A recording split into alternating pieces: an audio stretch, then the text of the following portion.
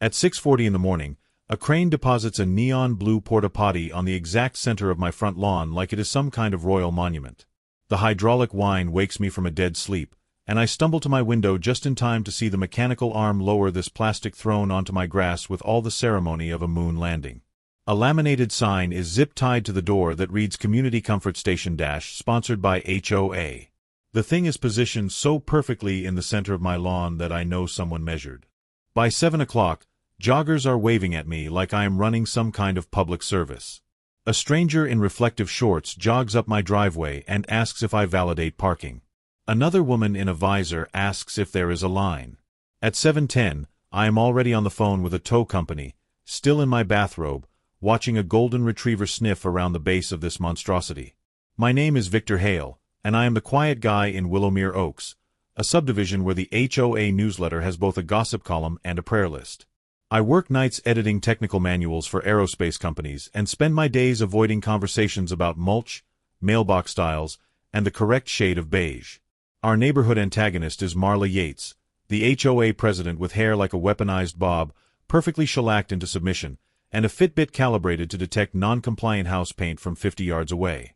She has been trying to wring community engagement out of this neighborhood like water from a gym towel, hosting mandatory fun events and sending passive-aggressive emails about neighborhood spirit. I am not opposed to community. I just prefer it not be portable, not involve my lawn, and not smell like a county fair bathroom by lunchtime. Marla's campaign against me begins with paper cuts. First, a citation for excessively private behavior, which is the actual phrasing they used. The violation notice arrives in a manila envelope with my name typed in all caps, explaining that my failure to attend 3 consecutive HOA social mixers demonstrates antisocial tendencies that undermine neighborhood cohesion. Then comes a letter chastising my curtains for moody opacity, suggesting that my dark gray drapes create an unwelcoming atmosphere that negatively impacts property values. She even proposes a new rule requiring cheerful, welcoming porch faces, whatever that means, complete with a diagram showing acceptable smile-to-foliage ratios for front yard landscaping. The citations escalate. I receive a warning about my doormat being half an inch over the acceptable thickness limit.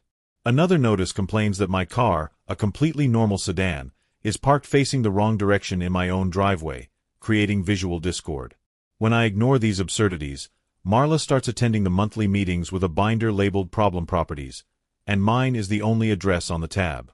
Then the porta-potty appears, justified by an email blast she sends to the entire neighborhood at 11 p.m. on a Sunday.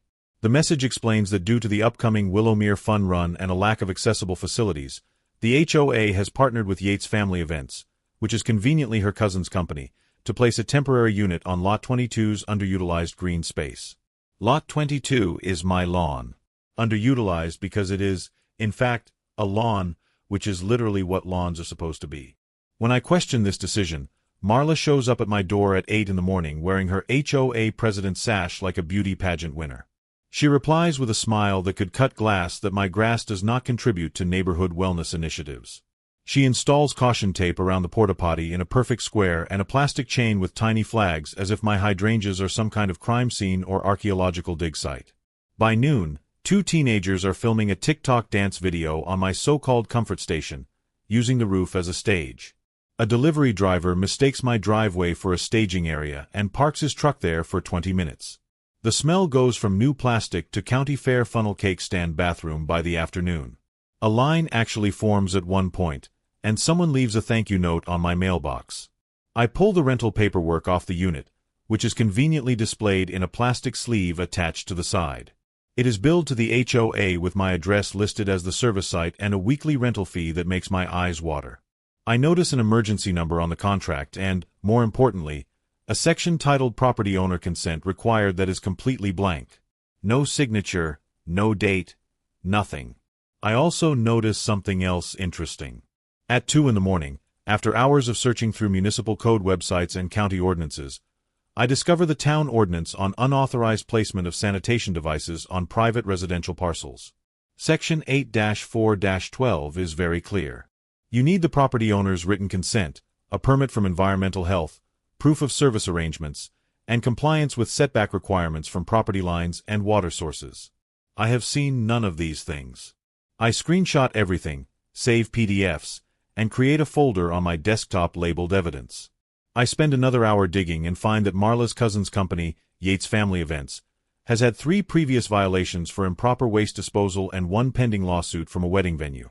I find the HOA bylaws, which state that any expenditure over $500 requires a board vote with at least 5 days' notice to homeowners.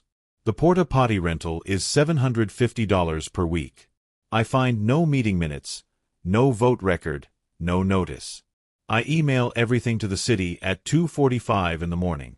Photos of the porta-potty on my lawn, screenshots of the rental invoice, the ordinance citation, copies of the HOA bylaws, and a detailed timeline. I carbon copy the entire HOA board, the city councilman for our district, and, for good measure, my insurance agent and a real estate attorney I found on the internet. I write the subject line as Urgent Cologne Unauthorized Sanitation Device on Private Property. Then I call Rico's Recovery and Tow, the local outfit that moves sheds, project cars, boats, and apparently whatever this blue monstrosity is. Rico answers on the 3rd ring, sounding like I woke him up, which I definitely did. I explain the situation. He asks me where I want it moved. I tell him directly in front of Mara Yates's door. The line goes quiet for a long moment. He asks if we can legally do that. Oh yes, I say, and I email him while we are still on the phone. I attach a letter I drafted rescinding any implied consent and designating the new drop location as the HOA common area frontage, which happens to be Marla's lawn since she annexed it for her decorative gazebo without a vote last spring. That gazebo violates 3 different setback requirements, but I have been saving that information for a special occasion. Rico laughs, a deep wheeze that turns into a cough, and tells me he will be there at 7 a.m. sharp. Rico arrives at 7:05 in the morning with a flatbed truck that has seen better decades and the gleeful shrug of a man who has seen everything and judges nothing. He circles the porta-potty twice, taking measurements and photos with his phone. He tells me this is going in his Hall of Fame of weird jobs, right up there with the time he moved a hot tub from a 3rd-floor apartment balcony. He straps the blue throne with industrial chains like it is a prize hog at the state fair and trundles it 30 yards across the street to Marla's immaculate front walkway. The truck's backup beeper wakes up half the neighborhood. People come out in their bathrobes to watch. The HOA ring camera, which Marla installed to monitor her own kingdom, captures the entire landing. Rico positions it perfectly, right in the center of her walkway, blocking her decorative stepping stones and her hand-painted house number sign. I zip-tie a copy of the ordinance to the handle along with a bright yellow note written in my neatest handwriting that reads "Wrong lot, corrected for compliance, signed VH." I also attach a copy of the rental invoice with the empty consent section highlighted in yellow. 10 minutes later, not 15, not 20, but exactly 10 minutes after the porta-potty touches down on Marla's property, environmental health and code enforcement roll up in their official vehicles. My 2 a.m. email triggered an unlawful waste facility flag in the city's automated system, which apparently routes directly to someone's emergency phone. 2 inspectors get out, both wearing city identification badges and carrying clipboards that mean business. Marla bursts out of her front door wearing a matching athletic set and her HOA president's sash, because of course she sleeps in it or has it on a hook by the door for emergencies. Her hair is perfect even at 7:15 in the morning. The officers ask to see the permit. Marla produces a glossy brochure about the fun run and the confidence of someone who has never been told no in her entire life. She starts explaining community wellness initiatives and accessibility requirements. They ask whose yard gave written consent for the original placement. She points confidently across the cul-de-sac at my house, and her finger does not waver even slightly. I wave from my porch, sitting in my favorite chair, calmly drinking lemonade that I made specifically for this moment, like a man with absolutely nothing to hide and everything to gain. I even toast the officers with my glass. The officers are not amused with her. They begin measuring distances with a laser device and muttering phrases like setback requirement, easement violation, and wow, just wow, how did this even happen? Then they discover something even more interesting. While measuring the setback from Marla's property line, one of the inspectors notices fresh tire tracks leading behind her fence. He asks if there are more units. Marla's face does something interesting, a micro-expression that looks like she just swallowed a wasp. She says no. The inspector asks if he can check. She says he needs a warrant. He explains that he does not need a warrant to investigate a reported sanitation violation on HOA common property, which her backyard became when she annexed it for her gazebo. They find 2 more porta-potties behind her fence, both unserviced, both reeking in the morning sun. Marla used HOA funds to rent 4 total units intended for the fun run corridor, and apparently she was staging them at her own house. One of the units has a broken door and what appears to be standing water inside. The inspector takes photos and makes notes that sound like he is narrating a crime documentary. A board member, Ted Halverson, who usually acts like a bobblehead and rubber stamps everything Marla wants, suddenly finds a spine. He arrives in his yard maintenance truck, having apparently heard about the commotion on the neighborhood social media. He parks and walks over, and I can see the moment he decides he is done being Marla's enabler. He spills everything. Marla bypassed a board vote entirely, never sent the required 5-day notice to homeowners, awarded the rental contract to her cousin's company at twice the market rate, and forged a consent form with my signature by tracing it from an old pool pass I signed 2 years ago. Ted produces his phone and shows the inspectors the email thread where he questioned Marla about the expense, and she told him she had my written consent, which she claimed to be keeping in her files. He also shows them the HOA bank statements he pulled that morning, showing $750 charged weekly for 4 weeks, totaling $3,000, with no corresponding vote authorization in the meeting minutes. The officer's eyebrows reach what I can only describe as low Earth orbit. One inspector radios for backup. Another inspector from the county arrives, along with a police officer who apparently handles fraud cases. They cite her for forgery, unauthorized placement of sanitation devices on private property without consent, misuse of association funds, violation of Environmental Health Code Section 8-4-12, and my personal favorite, creating a public nuisance involving human waste. Each citation comes with its own case number and fine schedule. Marla starts arguing, her voice getting higher and tighter. She demands to speak to their supervisor. She threatens to call her lawyer. She claims I am sabotaging her community vision. The tow truck, now under the inspector's direct instruction and with police supervision, relocates every last blue booth to the HOA clubhouse parking lot. Rico makes 3 trips, grinning wider with each load. They place the porta-potties directly under Marla's Welcome to Willowmere banner, the one with her photo on it from when she was elected president. They arrange them in a perfect row, like soldiers at attention.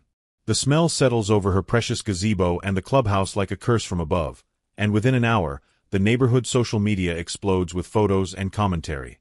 Within 1 week, Marla is removed as HOA president by an emergency vote that has the largest homeowner turnout in neighborhood history. 42 households show up, and the vote is 38-4 in favor of immediate removal. She is slapped with fines totaling $12,000 broken down as follows. $4,000 for the forgery, $3,000 for the unauthorized placements and environmental health violations, $3,000 for misuse of HOA funds, and $2,000 for the additional units found at her property. Environmental health mandates 40 hours of community service, specifically cleaning public park restrooms, which they note in the order as appropriate to the nature of the offense. The board's new treasurer, a retired accountant named Margaret who has been waiting for this moment her entire life, releases a report titled The Porta Fraud. It is 18 pages long and reads like a true crime documentary for people who know what a squirrel baffle is and have opinions about rain gutter colors. The report details every transaction, every bypassed vote, every forged signature, complete with comparison analysis showing the county lab confirmed my signature was traced. Margaret presents it at a meeting with printed copies for everyone and a slideshow with charts. The district attorney reviews the forgery evidence because it crossed into criminal territory. They add the charges to Marla's criminal record, which means she now has to disclose it on job applications and cannot serve on any board or committee requiring fiduciary responsibility. Her cousin's company, Yates Family Events, loses its contract with the city and faces its own investigation for the overcharging scheme. Marla stands in the clubhouse parking lot on the day of the emergency meeting, surrounded by the 4 blue porta-potties that are still waiting to be picked up by the rental company, which is apparently in no hurry now that the bill is in dispute. She is shaking with rage, her perfect hair finally showing cracks, actual visible flyaways that catch the afternoon light. As the board reads the list of fines and consequences, her face turns the exact color of a ripe tomato. She shouts that this is all my fault, that I am destroying the community, that I am a toxic presence, but her voice cracks on the last word. The treasurer, Margaret, calmly reminds her that restitution checks are due on the 1st of every month and that failure to pay will result in a lien on her property. Marla opens her mouth to respond, closes it, opens it again like a fish gasping for air, and then storms off to her car, passing directly between two of the porta-potties, which feels like poetic justice.